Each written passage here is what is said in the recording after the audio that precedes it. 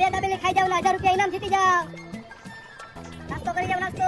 હાલ ને ઇનામ જીતતા આવીને દાબેલી ખાતા આવી. અરે ભાઈ આની રેકડીયા મારે નથી જવું, હજી એકના જામીને નથી મળ્યા. અરે હાલ ને એક ખાતા આવી કાકા. હાલો ભાઈ ફૂલ દીકી દાબેલી હો. બે દાબેલી ખાઈ જાવ ને 1000 રૂપિયા ઇનામ જીતી જાવ. મારે હવે નથી ગાયું ભાઈ, હું હારી ગયો.